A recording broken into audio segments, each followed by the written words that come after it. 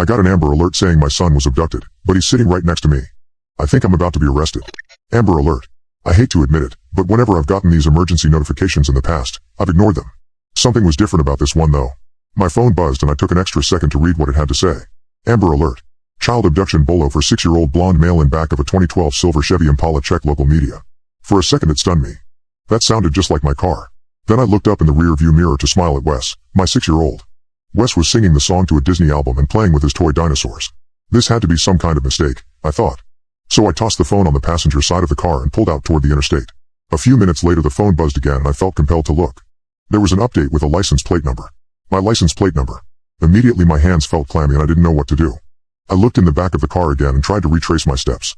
I had just picked Wes up early from kindergarten so we could grab some Baskin-Robbins. I signed him out and we talked about Transformers on the way out of the building. He was wearing a mask of course when he came out, and it got me to second guess myself. Had the teacher given me the wrong kid? No, I know what my son looks like, I thought as I looked at the rear view again. He didn't seem to have a care in the world. So why was this alert popping up? I think I drove another good 2 minutes before I made it to the next rest stop and decided to call someone. Maybe I had forgotten to sign him out? Maybe the school had decided to make the call when they thought he was missing? Surely this was all a big misunderstanding. I made a call to the school to speak with the principal. Miss Shepard here, the voice said distractedly. This is Charles Bowman. I just wanted to double check with you about the sign-out sheet for Wes, I said nervously as I looked around the rest stop. I didn't know who to ask for help, but I was feeling panicked. I figured if a cop came by I could square the whole thing up, let them talk to the school. This could be resolved, I kept telling myself. There was a short pause as the teacher looked up the information and then the principal came back on the line. I'm sorry. Who did you say you were? Miss Shepard asked. Charles. Charles Bowman. My son is in Mrs. Kemp's class, kindergarten. I came and got him about 30 minutes ago. I was sweaty. Something in her voice sounded off. And then she said something that made me feel numb. I'm sorry, sir. I think you must be confused. Wesley Bowman is still here at the school. It took me a moment to register what she was saying. It all felt like a bad dream. Check again. Because I'm staring at him in my back seat, I insisted. The principal placed me on hold and I looked at Wes again. He had stopped bouncing and playing and seemed to be paying extra attention to the conversation. Hey buddy, you okay? I said with a smile. Something was very wrong. The whole world felt like it was suddenly turned upside down. Sir? Are you still there? Miss Shepard was back.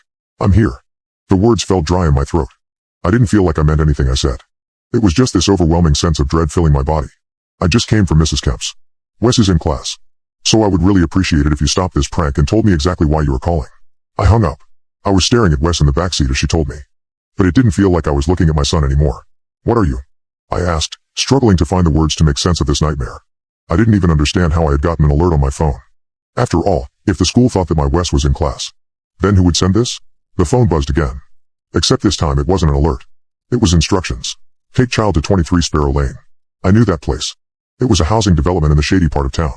But I didn't know what else to do except to listen to this mysterious messenger. I got off the highway and made my way there, all the while keeping an eye on the child in the back seat. Instead of playing like he had before, this time he was deathly silent. As if he knew precisely where we were going. As we got closer to the stop, his attitude changed dramatically. Suddenly he started screaming, a blood-curdling cry that told me there was danger here. I slowed down right outside the address, looking toward the desolated building and wondering who could have brought me here. My phone instructed me again. Place child outside vehicle. At the point the child that looked identical to my son was thrashing, trying to break loose, screaming and gnashing angrily, trying to cut at himself with his teeth. You can't do this, Dad. You can't. It sounded just like Wes. It made my skin crawl. Calm down, I insisted as I unbuckled and got around to his side.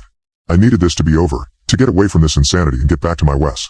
The child was now hardly even sounding human with his guttural shrieks and cries, his fingernails digging into my skin as he begged for it to stop. I managed to reach in and loosen his strap, letting him out of the car, and then hopped inside and locked the doors. I was too frightened to see what he might do to me if I stayed outside. He fumbled to the ground, seemingly unable to walk.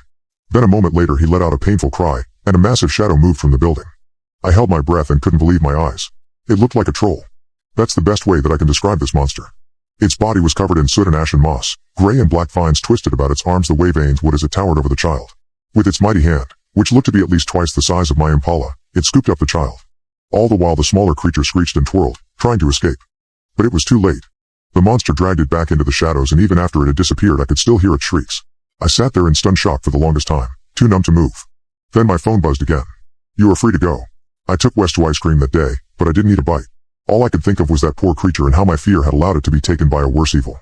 I don't know what I experienced today, but I know now the world is full of magic. Both good and bad. I'm just happy that I have my son, my real son here.